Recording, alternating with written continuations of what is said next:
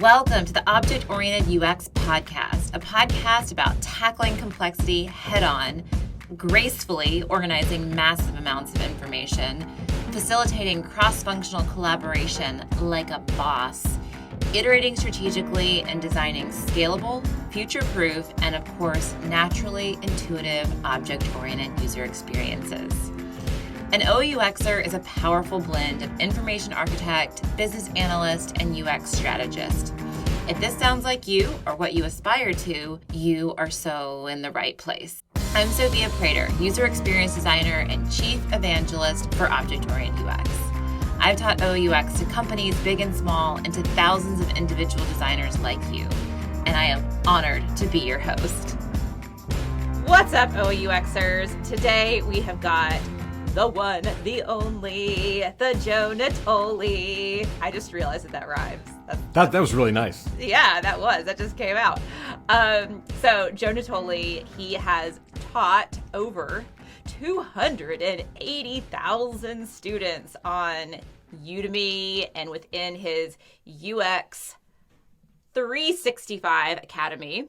A very generous suite of online courses that, and I agree with this, I've taken many of those online courses that Joe dubs as no bullshit Amen. UX courses. So cutting out the crap, getting to the heart of it.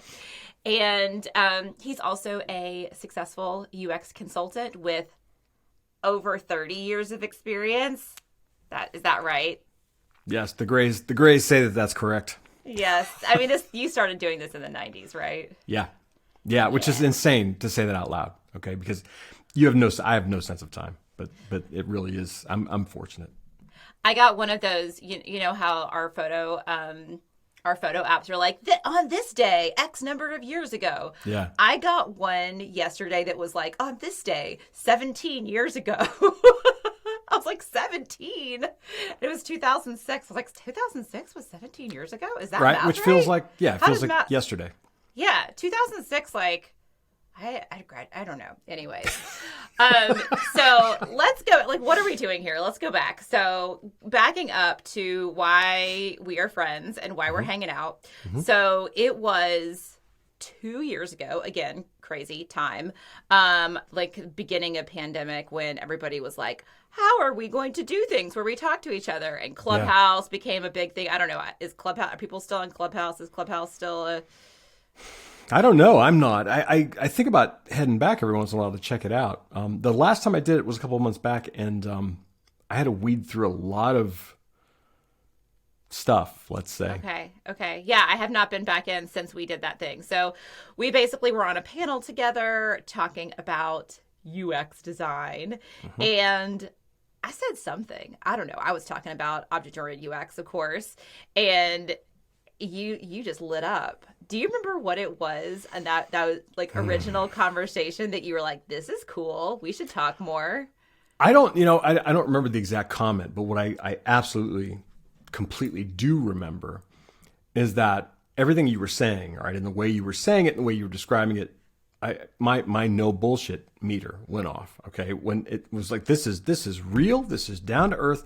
There's no, I can't think of the word, sort of fantasy land, perfect world, detailed. Just follow these steps and everything will be right with the world. Everything you were talking about to me was incredibly practical, incredibly useful, and just cut through the bullshit. Like, okay, you're not going to have enough time to do what you need to do. You're surrounded by a whole lot of stuff that you could be doing, but that doesn't really move the needle in any meaningful way. And the more I listened to you talk about OOUX, just all my bells were going off. Like, this makes all the sense in the world. And quite frankly, I thought, okay, I want to learn more about this, number one. And number two, it's the person I want to talk to more, which is kind of how I roll. When something lights me up, as you said, I'm kind of all in. Like, yeah, okay, because there's a lot of bullshit out there. There really is. And one of the coolest things is when somebody that you are a fan of becomes a fan of you. So you get to be mutual fans of each other. Because I'd taken your information architecture course. I'd taken another one of your courses. Yeah. Just to kind of brush up because I hadn't, I think that was around probably like 2018 or something that I dove into your courses. And I was like, okay, this is he's just telling it how it is. It's just getting right into it and not wasting my time. Yeah. So we got on a call after that Clubhouse panel. I think you reached out to me, or I think we reached out to each other. We were both like, hey, we should talk more. Yeah, there was a mutual follow-up. I remember. Yeah. And then we got on a call, stayed on that call for way longer than what the time was allowed for, what we allotted. And we're just basically just working each other up into a lather. You're awesome. No, you're awesome. No, you're awesomer. You're right. No, you're even more right. Yeah, there was a lot of that. There was definitely a lot of that. So on that call, we decided hey, you do courses, I do courses. Let's do a course together. So we decided to do this course together. This was 2 years ago. And then so much has happened. There was fall starts and then restructuring the course and then finally filming the course. And now we're editing it and we are on the brink. We are on the brink of releasing this course. We are recording this mid-February 2023. And this course is coming out spring. Let's say spring 2023. This course is the promised land is in sight. I can see it. It is so in sight. And so what's actually happening on this podcast right now is we've got, in full transparency to everybody that's listening, we've got 2 more modules that we were wanting to film. One about sketching, UX sketching, and what's going on with sketching and what are some thoughts on sketching. And then also that just kind of feeds right into the pushback that you might get. If you're really excited about OOUX and you want to bring it into your company and introduce it to your team, what kind of pushback might you expect? So those are 2 topics that we're definitely going to get on. We probably will get on other things, and those will likely, this is the plan, and you know how plans are. This is the plan, is that those 2 snippets of this larger conversation of the podcast are actually going to turn into those last 2 modules. So there's many reasons why I am really excited about this course coming out. Joe, what are you excited about? Same. Well, I'm excited for the reason I always get excited about things, which kind of leads back to the conversation we just had. Okay, you know me well enough to know that I feel like there's just a lot of useless fluff out there, to be frank, around this industry, around this profession, around the day-to-day jobs that people do. And I'm confronted every week with young people in particular, or people who are sort of new to this profession, who are essentially coming to me because they're running into walls. They've walked into this job and they've done it with this set of expectations and assumptions about how this work happens, right? And how I'm going to interact with other people, and how I'm going to work with teams, and how I'm going to work with developers and product owners and product managers, et cetera, et cetera. And they wind up sort of within the first couple of weeks running headfirst into wall after wall after wall, and they don't really understand why it's happening. And the first thing that happens is they start looking at themselves and saying, oh, well, it must be me, right? The problem must be me. I'm not good at this. I should have never taken this job. I don't know what I'm doing, et cetera, et cetera. And when you break that down and you talk to them and you hear the stories about what they're doing and how they're doing it, and you start to get a sense of why it isn't working, it all becomes very clear. And part of the problem, the biggest part of the problem, in my opinion, is that they don't have a set of practical methods and processes that they can fall back on. And even if they do, in some cases, those methods aren't flexible enough and aren't fast enough, quite frankly, in a corporate setting where everybody wants everything yesterday, to get them where they need to be and sort of get everybody else riding the same train as well. So the reason I'm excited about this course is I've told you this the very first time we talked. OOUX to me accomplishes all that. There is so much about this framework that brings everybody to a common level of understanding very fast because of what it is. What are we talking about? Objects. Oh, okay, I get it.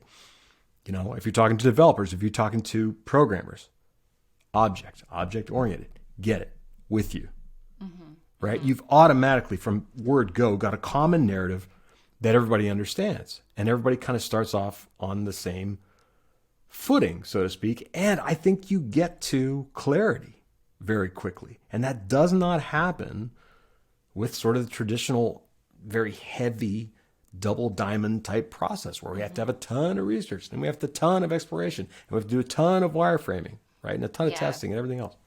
So long-winded answer, but that's what I love about all this.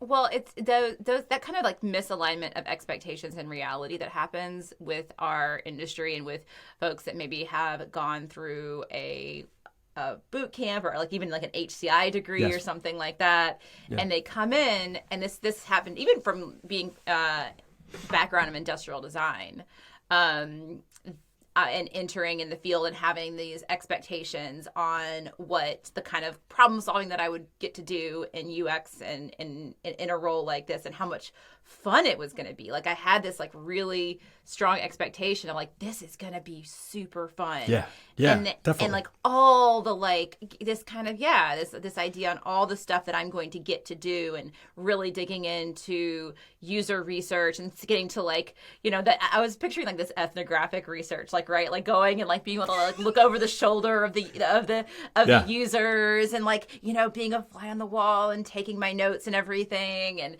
and getting, weeks to do this, not months, but like I was, or like at least days I was expecting. You would think that I would be able to do that. And then like all of the, I had this idea in my head on what it was going to be. And then you go in and so much is stripped down. Yes. And you don't have that kind of time. And it's like, where is the middle, right? Because a lot of what UX or OOUX is trying to do is shove some of that back into the process, right? Yes. We'll probably get into talking about agile. It's the right way to phrase it. Absolutely the right way to phrase it. Yeah, it's like we have this agile, we have this business environment. We're right now we have this iterative lean, which often just means like you don't have any time, basically. Yeah. It's lean. It means hurry up is what it means. Yeah, it means hurry the F up. So basically OOUX helps shove as much of it in as possible, but you do need, it's like the pendulum needs to kind of swing somewhere in the middle where we've got some of those pieces, but they're put in a way that can fit in the real world. Basically. Yeah, it has to be substantive, and that's the challenge. You have to be substantive, but you have to be substantive really fast. Yeah, it's like you better get to something that counts now, like yesterday. Right. And that's the hard part. And usually that's like, when can we get to wireframes? When can we get to wireframes? Can we get to wireframes as soon? And sometimes we need to push back on that. We can't immediately jump into sketches and wireframes, which we'll get into. But how do you push back on that? And you can't push back on that to be like, I need 3 more months. Not with nothing. No, you got to have something else to offer. Exactly. It has to have some sort of like that kind of, it's like, ooh, this is interesting. It's making the fuzzier stuff within UX that is often hard to sell, making it more concrete. Yes. Concretizing that, which is really, in a meta sense, what object-oriented UX is all about, is concretizing the abstract. But this is, in a macro sense, helping you say, okay, here is some of this like stuff that like we need to understand the domain, for example. Mm-hmm. We need to understand our user, and just saying, "Oh, I need to understand the user." That's a hard sell. Totally, it's totally a hard sell because it's like you said, it's abstract, it's airy. All right. Mm-hmm. The reason companies and the reason folks on the product side are always going, well, when do we get to see like let's just get to UI. Let's just get to UI. Whether it's wireframes or actual UI in code, like they want to go there immediately. And the reason they want to go there is because what they really want is some confidence, is some sense of like, okay, we're doing the right thing here. And they need some concrete evidence of that.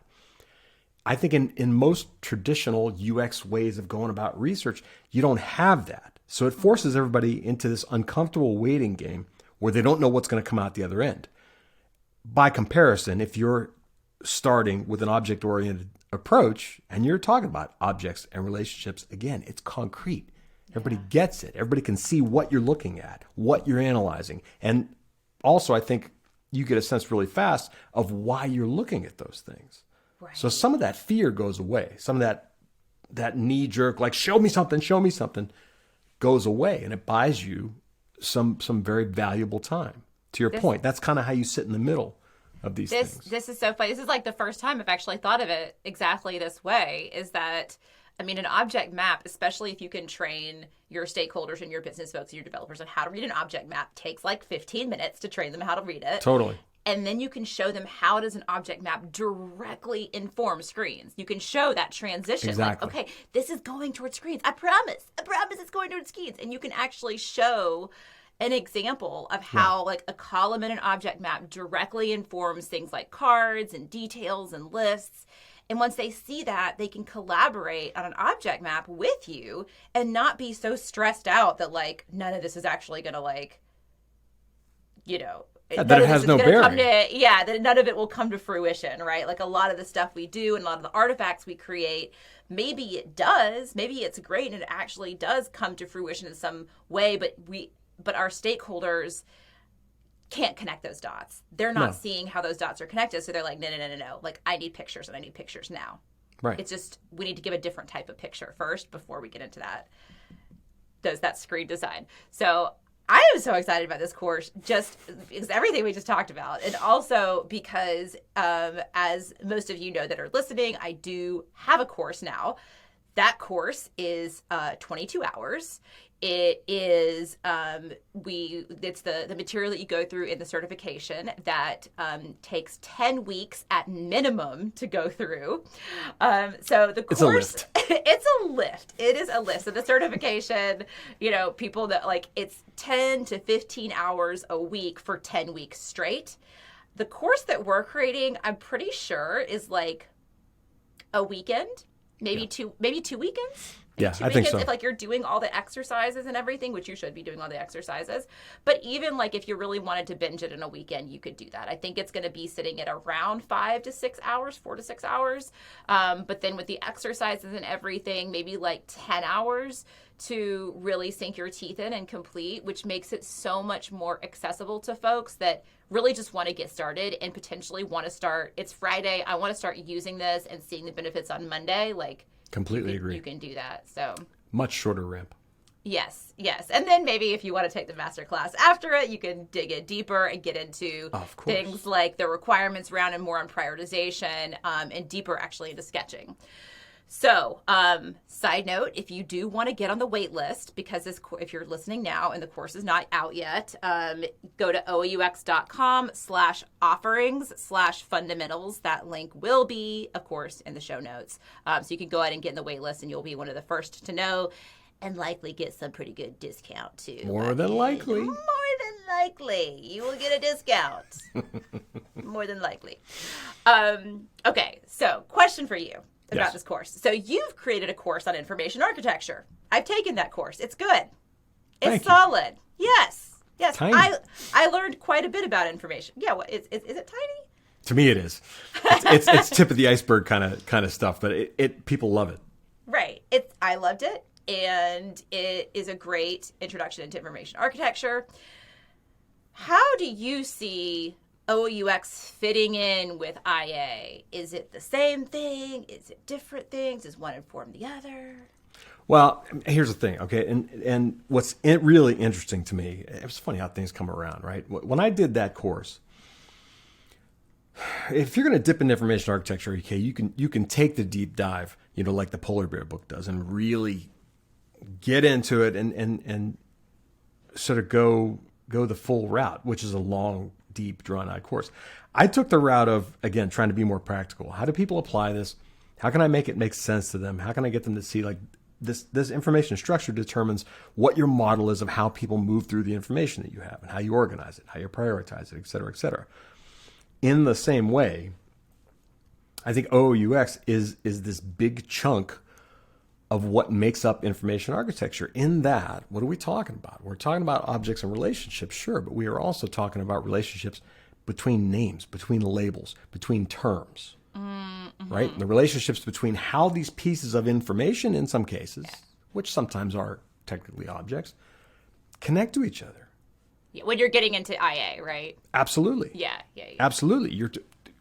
IA is all about understanding how all these pieces work together, right? In a way that allows somebody to, A, understand what they're looking at, B, make sense of it, understand what goes with what, understand what impacts what, and then set it all up in a way that allows them to sort of move through it in a way that makes sense to them, that leverages their understanding of the world around them and how all these things are connected. So to me, IA is that way. OOUX is that way. I think we're coming at it maybe from slightly different places, but the model is very much the same and the goal is very much the same. So to me, they're like this.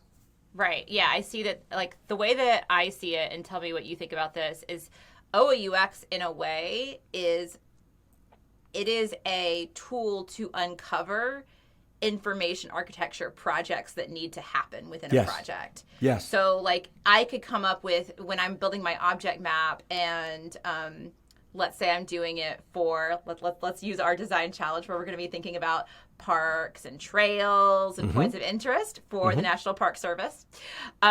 So in that sense, with trail, I might say, well, we need to categorize trails by some sort of well, let's do actually another one. This is not an object within our design challenge, okay. But funny enough, last week, I didn't tell you this, Joe, before we started recording, so I'm going to tell you now. Guess who I did an OOUX workshop for last week? Who? The National Park Service. Are you serious? I'm not even joking. I was in Smoky Mountains. I was in Gatlinburg. It was when they called me, I was like, are you inside of my head? Like, what's happening here? So we actually did run a workshop. And so one of our objects was wildlife type, which is not an object in our particular design challenge. But when I did it with them, one of the objects was wildlife type with instances like bears, fireflies, bears being a very important one. Of course. So we might say, okay, we need a way to categorize wildlife type. Within that, there's a huge information architecture project of how you categorize wildlife without question within this context.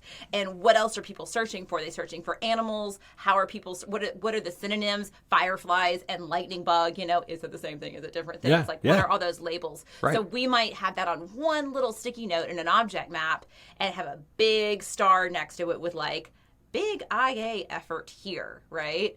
And that's just one example, right? Absolutely. So it almost like it helps not only uncover user interface with the CTA matrix when we're getting into the C of the ORCA process. That's uncovering all the UI that we're going to have to create around user interface when conversations are happening. But then within our attributes, we are uncovering deeper areas for information architecture. Absolutely. I mean, absolutely. And I see this parallel all the time in what you just mentioned, where you're uncovering that relationship, like you mentioned, lightning bugs versus fireflies, for example. Okay. This comes up all the time. And I've done some government work, done a lot of enterprise work over the course of my career. It comes up on the consumer side of things as well, where what an organization calls something and what their various constituents call something are completely different. And you know when that comes out? It comes out after the thing is out there, has been built, right? And has been invested in for the last 18 months. And now it's so deep and so complex that to change things, we've got a real problem all the way down to the way the database is architected. Yes. If that same issue comes out at the very beginning, deeper dive needed here, now you're playing a very different game. And you stand to save a hell of a lot of legwork and unnecessary waste afterward if you call that out up front. So I'm completely in agreement, as you can probably see.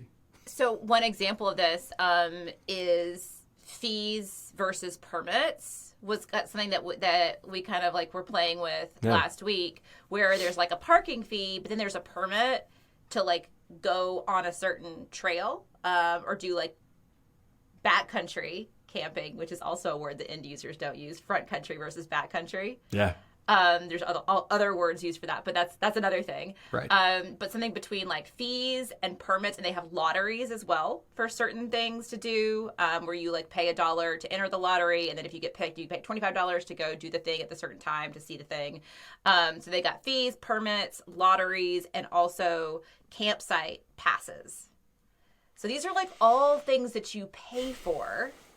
That like, and then they end up in different parts of the site because like, oh, well, a fee is, without really thinking it through, you end up with fees and lotteries being very different things. Yeah. Where like potentially these are all just permits. They're all Right. permits that you're saying, like, I want to be able to do a thing. One permit requires a lottery. One permit just requires money.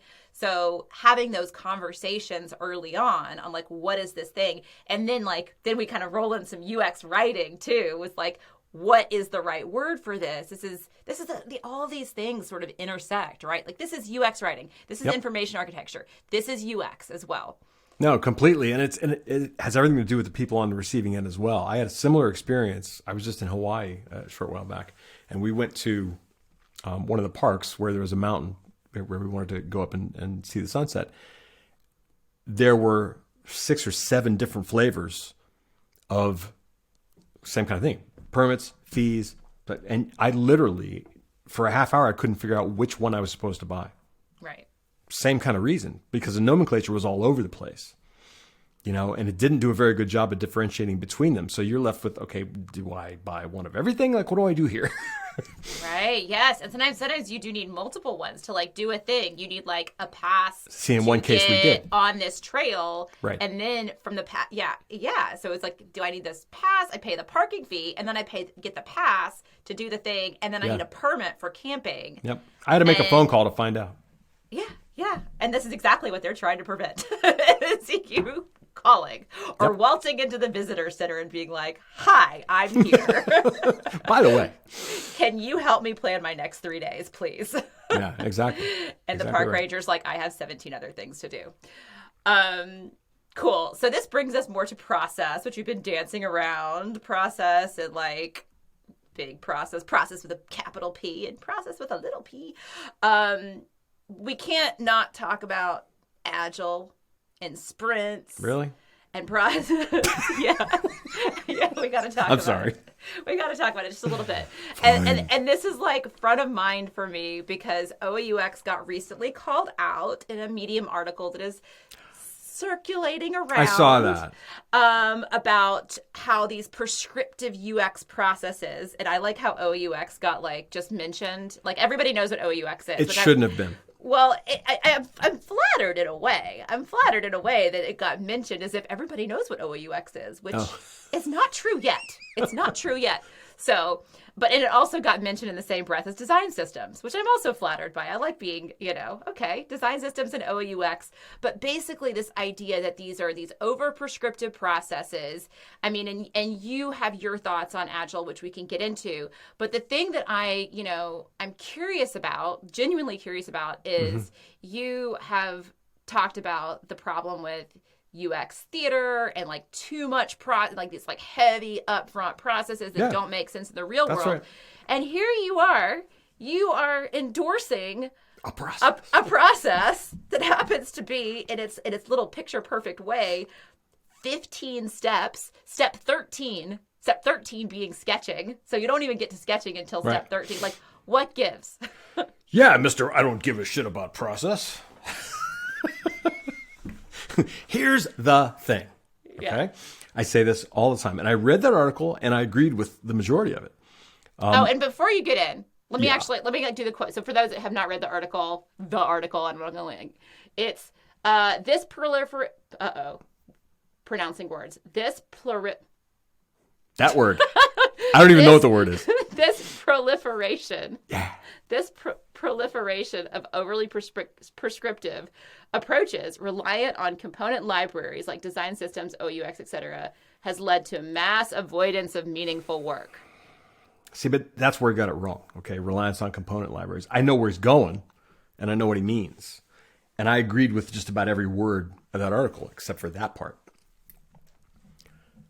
I totally understand what he's getting at. There are any number of overly prescriptive processes. Design systems in particular, design libraries, have been used as a crutch. Okay, if we have a library and we have a bunch of existing patterns, all we have to do is plug and play. We don't have to use our brains anymore. We don't have to think about the context of the situation, the context of the user, and what they do or don't understand. And in issues like information architecture, right? Issues like labeling, that absolves us from thinking, and which is kind of his overall point. And I'm there 100%. You know that. Right. I have a problem with processes that are fixed in stone, that if you don't do it this way, it's not the right way. Like, that's not the right way to do UX. That's not the right way to do. I think that is bullshit. Life and work and companies and projects and products, everything is much too flexible. There are too many external factors that determine how things go and how often they go off the rails or go sideways. Executive pressure, politics, any number of things, right? I'm not against processes. I'm not against having tools in your arsenal. I'm not even against simple yet flexible prescriptions.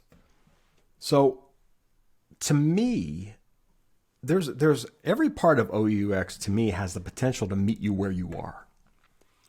Instead of saying you must be at this point and you must do, this thing first and then this thing and this thing and this thing.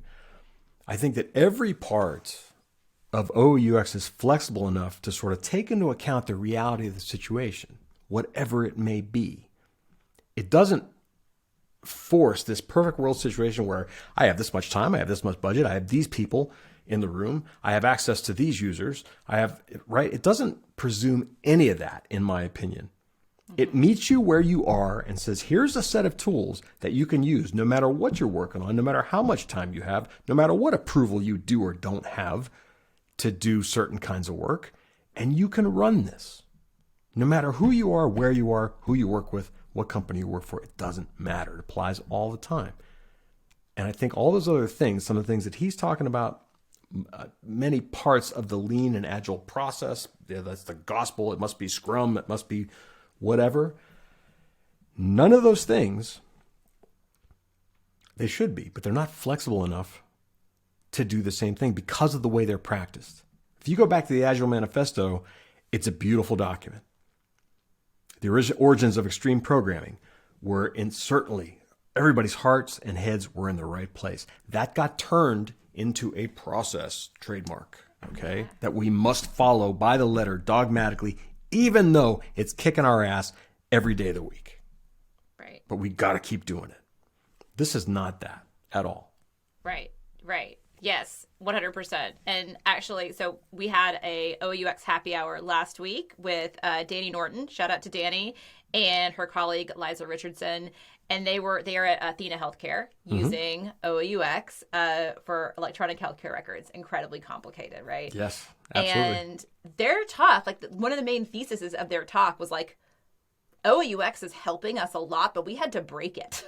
We had to basically like we could not treat it as this prescriptive, like boot camp type style of Correct. Like, then you do this, and then you do this, then you do this, and you do this. That's right. We had to take it and say, how is this going to fit for the complexity that we are dealing with now? So it's like this, I feel like it's like a learn some rules so that you can then play with them and remix them and break them and take them to your situation. Yes. And because it's, and I have that idealized process, but it is like, it's the Plato's idea horse, right? It's not a real horse, right? Right, but it has to be to your credit, okay? To your credit. It has to be built and architected in such a way that it allows that kind of flexibility. You can't do that with everything. Yeah. Right? Most things don't hold up well to situations where the parameters aren't what they ideally should be. And right. I think OUX does. Okay, so to recap this ORCA process, we've got our pillars, which is objects, relationships, calls to action, and attributes, okay, which will usually go in the order of ORCA, but you can definitely mix things around. You might start with objects and you might go to C, and then you might go to R, or you might really and then you go to attributes. You can definitely pop around, but those are these main pillars.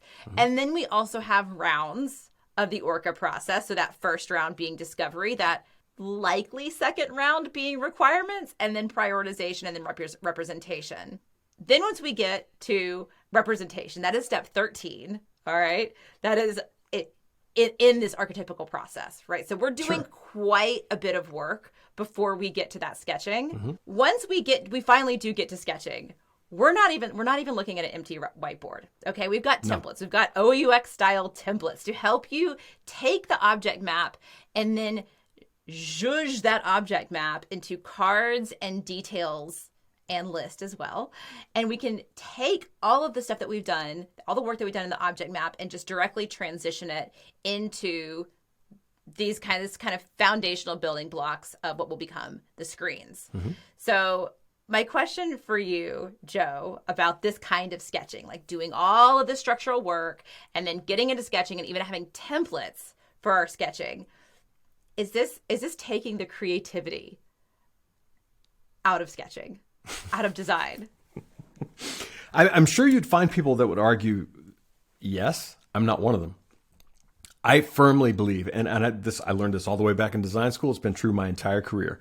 I think that constraints and guardrails, okay, are your best friend. Context is your best friend. You cannot possibly hope to design something that is appropriate, that's relevant, that solves the problem at hand, that is meaningful not only to the people on the receiving end of whatever you're designing and building, but to the business that's sponsoring all that activity as well. I don't think you have a hope of approaching that appropriateness or relevance if you don't have sort of good guardrails and constraints around that process.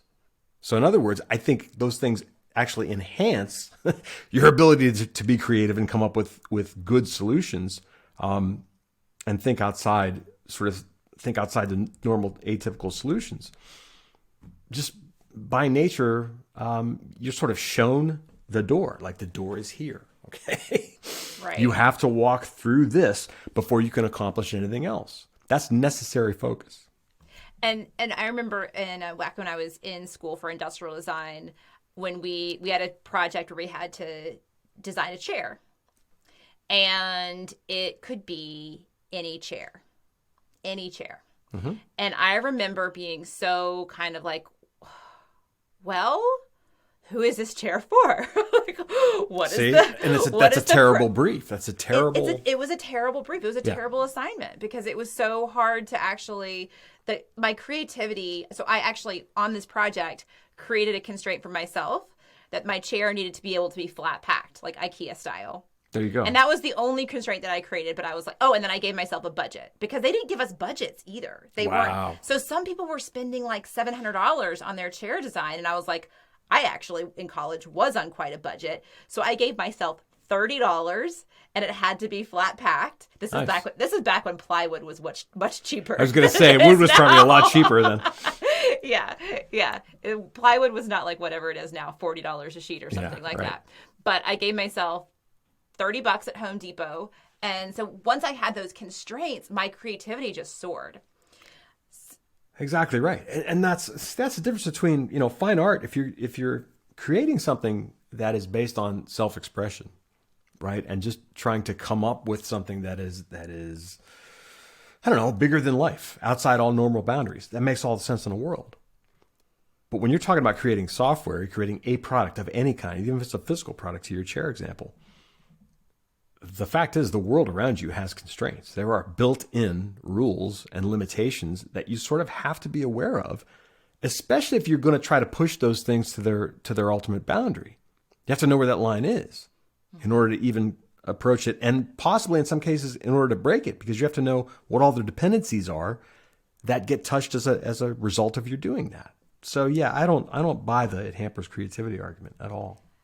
And so in a way, I mean, I could look at, let's say I need to design the trail detail page. Mm-hmm. Like I could look at a blank piece of paper to design a trail detail page. And I'm looking at that blank piece of paper. You're going to be looking at it for a while. You're going to be looking at it for a while. Or now I start saying, okay, as I start making up a bunch of attributes, right? I'm like, there's going to be level of difficulty on there. And but I haven't actually talked to the team about, do we have that data? Do we want to even? Actually, one thing I learned about level of difficulty when I was working with the National Park Service folks was that this is something that's so relative, it's become meaningless. And that things like elevation and length and terrain. So terrain is actually a better qualifier than level of difficulty. Like to say that like you're going to have to do some bouldering here. Yeah. And if you don't know that, you're missing necessary context as a user to make a decision. So if I have that object map and I've got, here's all the attributes that I need to put on this page, in a way, like I have to be more creative. I have to because I have those constraints. Like, how am I gonna communicate all this stuff? It's more, you're getting more to being creative about the how, because you've already defined the what. You don't need, instead of multitasking, and while you're trying to figure out the how, you're also trying to figure out the what, which, to be honest, the what needs to be done so collaboratively with the business. Like, you don't want to be that creative around it. I mean, I don't know if that's the right way to say it, but you don't want to be pulling things out of thin air. No, you're going to waste a lot of time exploring a lot of directions that aren't ever going to work for any number of reasons. So, to flip it around, are there any scenarios where you do want that kind of blank canvas thinking? I think there can be, but again, it's difficult. I think at the very early onset of a process, I think we're probably backing up all the way to the beginning when you're starting, when you simply don't have that information, right? So you are sort of staring at a wide open field in any number of ways. But I think I honestly think it's very tough in terms of designing a product, because again, we're talking about context, relevance, appropriateness, and things like that. I think it's very difficult to not have some of that information, to some reasonable degree. I don't know that you can ever start with a totally blank canvas. Right. When I think back to like sketching before OUX, like what did that look like to me? And it really was like before I'd done any object mapping, like that was where the beginning of the process was, right? Like that's where a lot of people begin their UX process. They've got a bunch of research, they read through the research, they kind of like, okay, or the lack thereof research, like just try to understand the user as much as possible and the needs, right. Look at an existing screen, and then you start sketching. That's where often the process will start. And what I would do often is I would start with a main flow. I would come up with a main flow and be like, right. Build my itinerary, or find the trail that's right for me. Yep, same. And so I'll start designing these screens. And what's happening is I'm designing these. I'm like, okay, well, maybe the first thing you maybe get asked a series of questions. So it's like a little bit like a wizard or something like that. So I might have like the wizard design that on my blank whiteboard, right? Okay, so like you say like, do you have kids with you, or do you how long do you want to hike for? How much time do you have? And then it comes, and then it's like, here's the trail for you to do today. And I'm designing that flow, but what I'm doing is I'm making all these assumptions about what data we actually have. Yes. I'm making assumptions that we know which trails are good for kids and which trails are not good for kids. Yes. I'm making assumptions around knowing the terrain for each of those trails. I'm making all of these assumptions, and I'm doing, again, that multitasking of like, I am figuring out a data model while I'm figuring out a flow, which is going to often result in rework. And then I'm giving it to the business, right, or to the developers and they have to look at it, and they might be saying, they have to kind of reverse engineer it. So you might have one business stakeholder that sees it like, that looks really cool, and they just assume that it can be done, right? Even though they're not thinking about the data. Yeah, now try to reel that back. And not trying to reel it back. And then it gets to the developer, and the developer's like, we can't build this. Like, this doesn't make any sense. Yep. So, but if you do have that data already, like we very well might design a flow like that for finding a trail. But once I have that object map first, I can now play, and I can say, what is the best way for somebody to find a trail or build their own itinerary? Because I know what a trail is, and I know what an itinerary is, and I know how they relate to each other, and I know that an itinerary has multiple trails in it, potentially. So I understand the relationship, and I understand the structure, and now I can actually play on that blank sheet of paper with that information backing me up. Completely agree. Like I said, the only thing that happens when you're completely blank is that you fill that space with your own thoughts, which is sometimes that has value if you can get past that and then say, okay, how do I find the things that I don't know? How do I figure out what my blind spots are? How do I figure out what I'm missing here? But let's face it, that's difficult. All right, it's especially difficult for one person to do in isolation, and a lot of people working in this field are teams of one. I've met many. So again, all the more reason to start with something that can actually inform what you're doing in a really substantive, contextual way. One other one that I've just thought of for blank.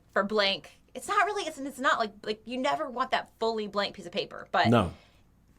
So before we get to our templatized cards and detail sketches that are informed by the object map, right? Mm-hmm.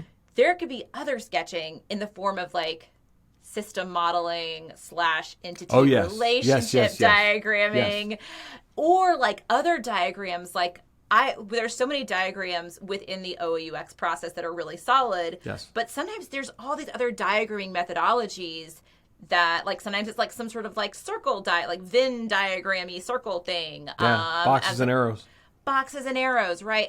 You're just trying to figure out how all these concepts sit within each other, right? Yeah. So it's again like going back to that, like, learn all these tools or / rules so that then you can mash them together and remix them for a particular situation, and you might create some sort of like Venn diagram matrix thing.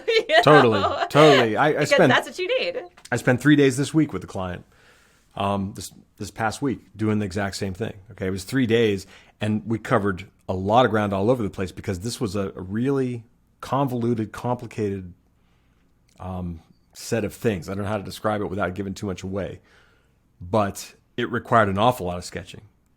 Okay, I had like 13. It wasn't a whiteboard because it was virtual, so I had 13 pages of boxes, arrows, and circles, and all sorts of things, just trying to map, to your point, these relationships, and in some cases objects, and in some cases other things, just to try and get our arms around, okay, what is this? Forget about the interface, forget about the interaction, forget about all this stuff right now. What are these things? How much of it is there? How's it related? How much of it do we have to touch and have to deal with? How much can wait till later? It was all those kinds of things that you're talking about. Absolutely. Right. And yeah, so I think you just answered this, but just to reiterate, so of those 13 pages, how much UI was sketched? None. 0.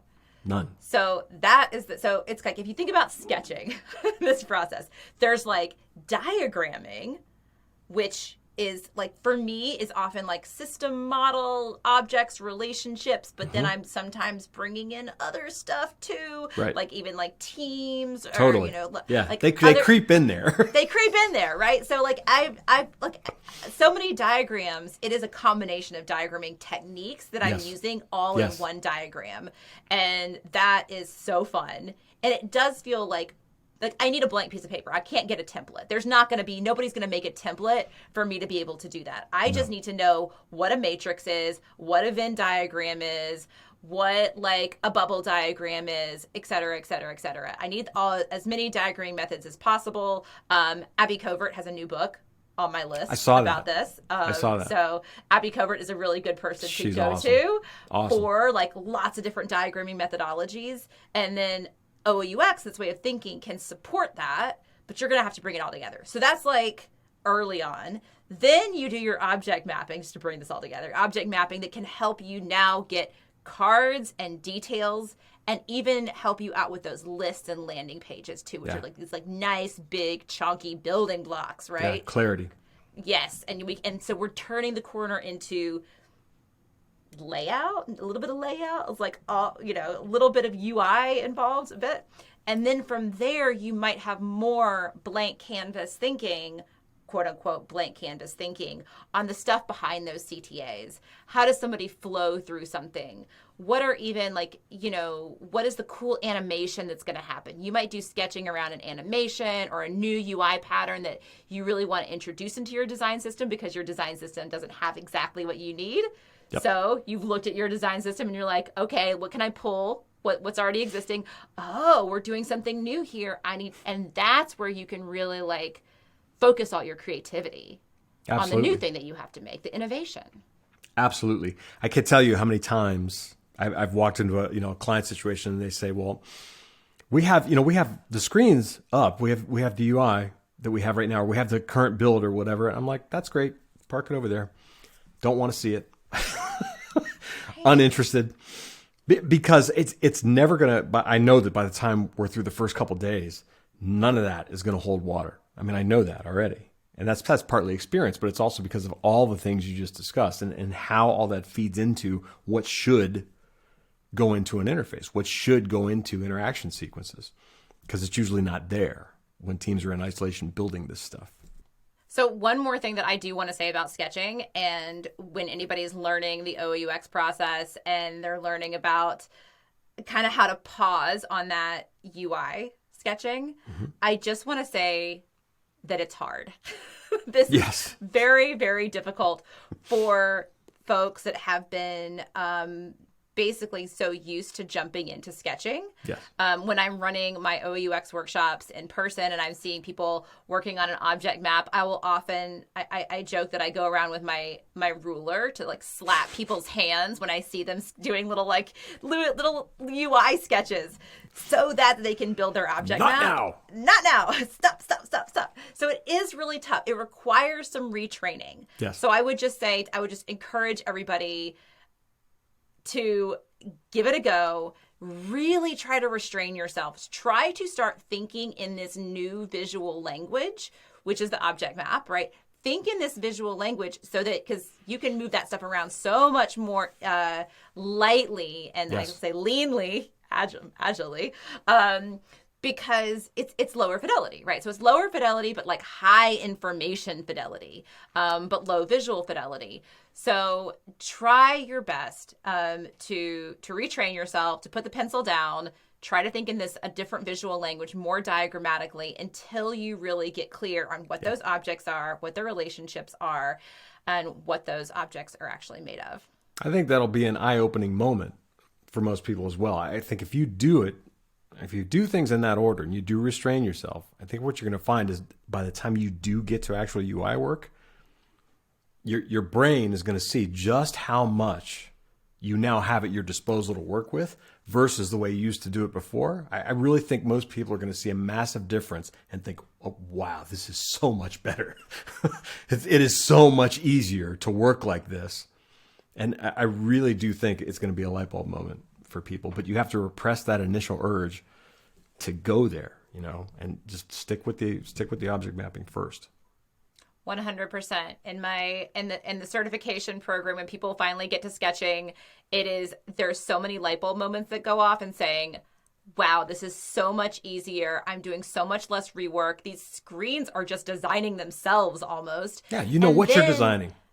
You know what you're designing. And then you can focus so much more on what about this cool kind of progressive disclosure thing that we can do here? Yeah. Or you can kind of play a little bit more with that UI, or think about maybe an animation that might go there, and adding that delight and seeing how you can pull the brand voice in, things like that. You can kind of free your mind up for doing those things. Yes, absolutely. So OUX sketching for the win. Amen. So hopefully you are convinced of that all the things that you should do before you get into sketching UI specific sketching. Yep. So you're all jazzed about OOUX. You're ready to bring it to your organization. And what kind of pushback, Joe, knowing what you know about OOUX and knowing what you know about working in all the organizations that you have worked through in your decades of experience, what do you think is going to happen when the person that is all excited about this and it says, no, I can't start sketching yet. I got to do these other things first because I don't really understand what I'm sketching. Yep. What is going to happen? It's going to be a little uncomfortable at first. A lot of people are automatically, anytime you go to somebody with a process, say, no, we're going to do it. I want to do something this way. All sorts of alarm bells go off in that person's head, depending on what role they have, right? For managers, for executive types, for example, they hear time, money, time, money, time. It's going to take too long. It's going to slow everybody down. The development teams will be like, oh, it's going to slow us down. And everybody sort of has this initial resistance to not another thing, which I understand because everybody's got their heads down and they've got all they can deal with, right, at any given moment. The key to that is, to me, this is no different than trying to get anything else through, in that you've got to bring people into this by helping them see how it benefits them. Okay. They have to know from word go how this makes things better, faster, more efficient, less waste, less rework. You want to talk to development teams? Talk to them about rework. Talk to them about how many times they're surprised by what they're getting from design. Talk to design about how many times they're getting surprised by what dev built. Talk to managers about how many times they feel like, didn't we solve this already? Why are we still talking about it? Or what about all this unexpected stuff that just came up for the umpteenth time as we're 6 weeks into development? Any number of things. But you can't, it's like anything else. You can't lead with, here's this other thing that I'm asking everybody to be involved in now. It doesn't work like that. You got to bring everybody into the process, but you got to bring them into the process by starting with the places where this eliminates irritation and frustration and extra work and extra lifting for them, which it absolutely does. So you're going to get an immediate like, oh no, not another thing.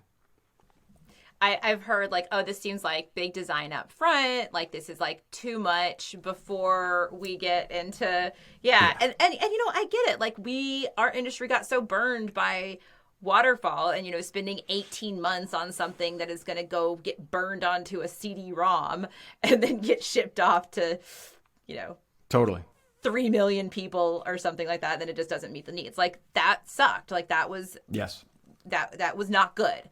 But this is like, we also don't want no design up front, which is often like, you know, we need again, like the pendulum needs to somehow swing back a little bit. Yeah, so, there's some give and take that has to happen there. I mean, you can't have no design up front. Okay, you can't. Every agile or lean team I've ever worked with, sooner or later, comes to grips with the fact that you have to do a certain amount of work up front before you start committing things to code. You have to. All right? There's no getting around that. Pay now, pay later. Doesn't matter. You're going to pay. So to your point, absolutely. And often that design, though, does happen. I mean, it's sketching. It goes that's its design, basically. They might be low fidelity sketches, but that's what we think design is just the sketching or maybe the prototyping. And what OOUX is saying is like, no. There's a little bit more to design than just sketching screens. Right. We really need to think through what are the pieces and how do all the pieces fit together. And I think often also that design is very feature by feature. So it's like, we're going to think about design up front a little bit. You know, we're going to be lean and we're going to think about design up front. And it's going to be just for this page or just for this section of this page. Small components. Small components. Small and we're chunks. not thinking about how it fits into the wider ecosystem. So I guess I would ask you for your advice, because we know that there's going to be pushback. There's a lot of things that other things that might come up too. One of them being, object-oriented UX, like, is that user-centered or not? And there's answers to all of these because people think object-oriented programming, like, is object-oriented. And, you know, you kind of have to tell those stories of like, well, actually, our brains are pretty object-oriented. It's completely user-centered. It's so user-centered. So, like, there are going to be, like change is hard, basically. You're going to have to change hearts and minds and institutionalize processes. What do you say for somebody who is learning this and might be a junior mid-level UX designer? They don't have a seat at the table. And maybe they're a little bit of an introvert. You know, for me, I love being a thorn in people's side. I don't love it, but I don't mind it. I love it. Joe's raising his hand here. So yeah, like being kind of a disruptor. Like I enjoy being a disruptor. I'm okay with that.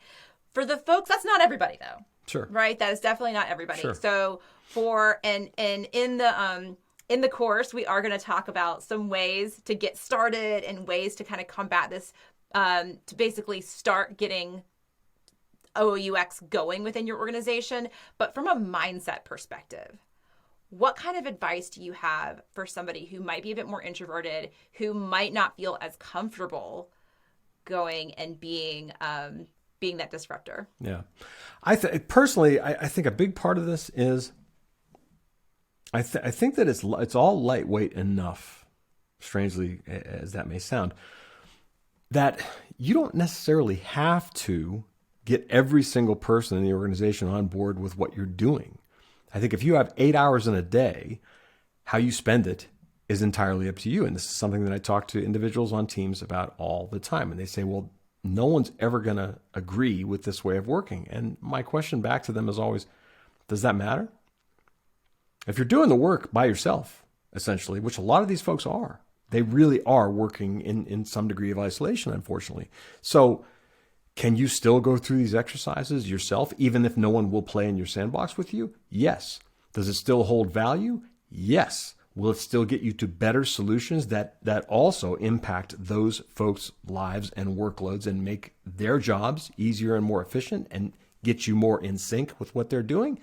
Yes. Okay. So there doesn't have to be any official sanction of we're doing OOUX now. Mm-hmm. You incorporate it into what you're doing, period. Whether anybody does or does not go along with you, I don't want to say it's irrelevant. It certainly helps if they are, but they don't have to be. 100%.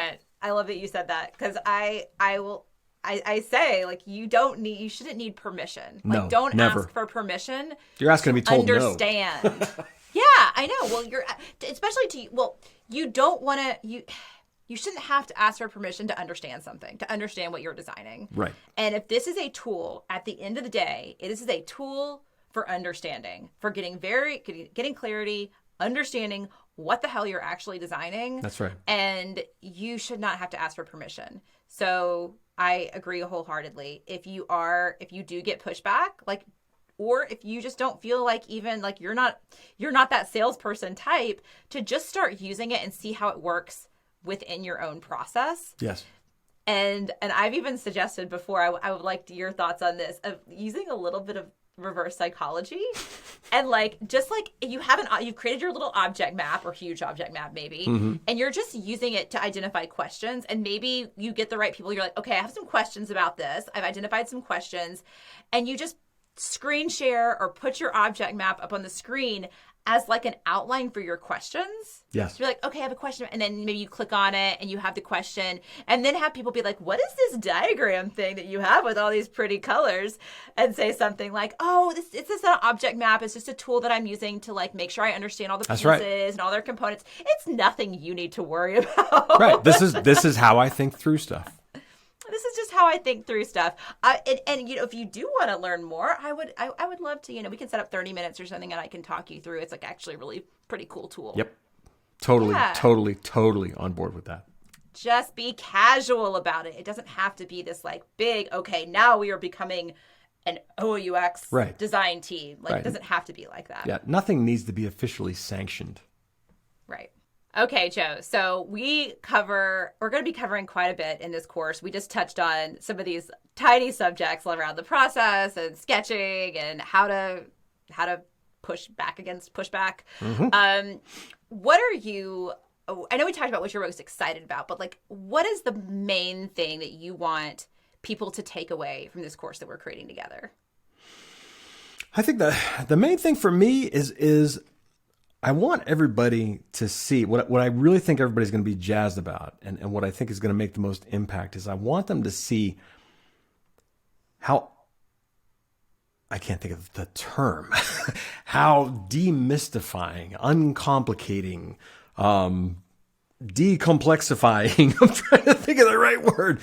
Demystifying is good. I think that OOUX in general, especially once you start exercising some of these muscles and doing these things, make it really clear just how much of a straight line there is between starting with an object-oriented approach and what you wind up with on the screen. And I also think that you see how quickly you get to, again, relevant, context-specific, appropriate solutions as a result. And I also think that once you start thinking and working that way, you're going to feel like, I don't know how I ever did this any other way.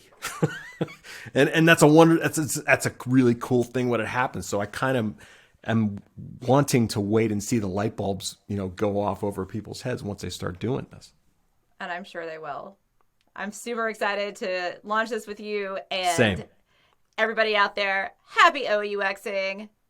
I hope you sign up for us. I hope you sign up for us. I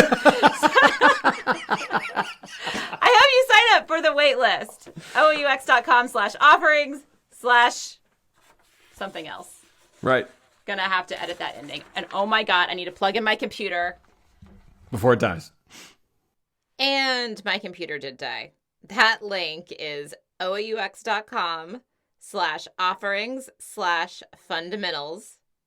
That's OOUX.com/offerings/fundamentals. That, of course, will be in the show notes. I really hope to see you in the course. Thank you so much for listening. I truly hope you enjoyed this episode. Please visit objectorientedux.com/podcast for show notes. Our soundtrack is Fighter by Ruby Bell, courtesy of Sugaroo Records. Happy OUXing!